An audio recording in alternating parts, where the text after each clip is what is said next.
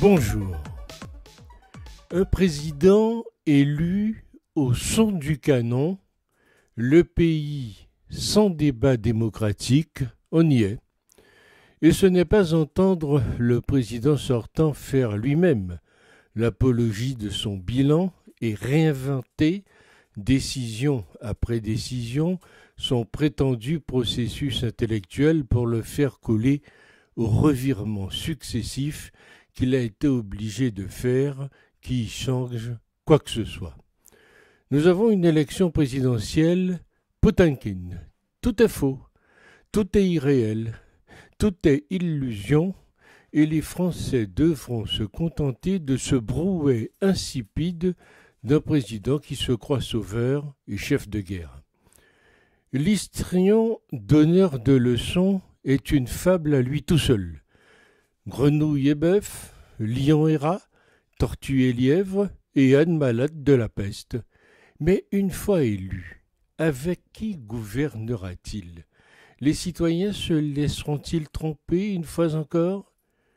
Il n'y a pas de campagne en raison des événements qu'on connaît, ou plutôt en prétextant que ces événements imposent un suivi qu'une élection ne saurait interrompre. Cet argument n'est solide qu'en apparence. Le quinquennat du président Macron est pour beaucoup de citoyens mauvais et allez expliquer à ceux-ci que M. Macron est pour le moment irremplaçable. Argument, la guerre. Mais ce pourrait être aussi la situation économique inédite engendrée par un tsunami ou une nouvelle épidémie comme celle du Covid. Mal dirigée, selon certains, allait expliquer en quoi il serait justifié de voir rempiler le président pour 5 ans. Pourquoi ne pas modifier la Constitution en prévoyant qu'en cas de guerre, il pourrait être sursis à l'élection présidentielle? Ce n'est pas le cas, alors arrêtons d'arbitrairement ôter toute chance aux compétiteurs du président de pouvoir être élu à sa place, comme s'emploient à le faire les médias publics depuis bien avant l'agression russe en Ukraine. Quand le pouvoir médiatique et les opportunistes de tous horizons soutiennent un candidat caméléon, c'est qu'il y a de l'argent et des postes intéressants à recueillir. C'est le président du quoi qu'il en coûte pour la réélection. On ne peut que constater l'indigence de cette farce électorale. Il n'y a pas un candidat pour acheter l'autre. C'est une nullité abyssale de propositions irréalistes ou absurdes et de fanfaronnades. La guerre en Ukraine a révélé la faiblesse de la France et sa dépendance, et aussi l'inanité d'une Union européenne ni unie ni européenne. Les Français ont tous compris que l'Europe s'était sabordée au cours des 2 guerres mondiales du XXe siècle et que les États-Unis, glorieux au XXe siècle, se laissaient dépasser par la Chine et ses alliés.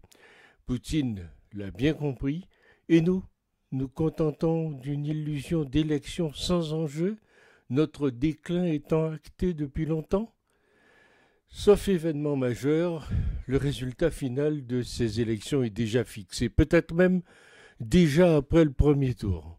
Car entre ceux qui ne voient rien depuis toujours et ceux qui ne veulent pas voir par pur confort intellectuel, l'autre va passer comme une lettre à la poste et la France va se taper 15 ans d'immobilisme et le réveil risque de faire mal.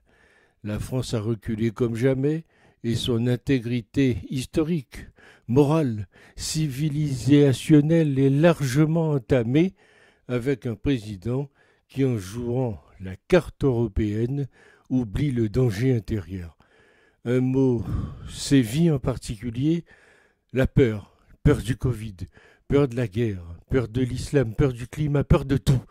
Rajoutons à cela l'assistanat dans tous les domaines et nous avons un peuple soumis, ce qui présume en effet une absence de campagne et l'on se range tous derrière papa président de l'Union européenne et qui ne l'a jamais été en fait pour la France.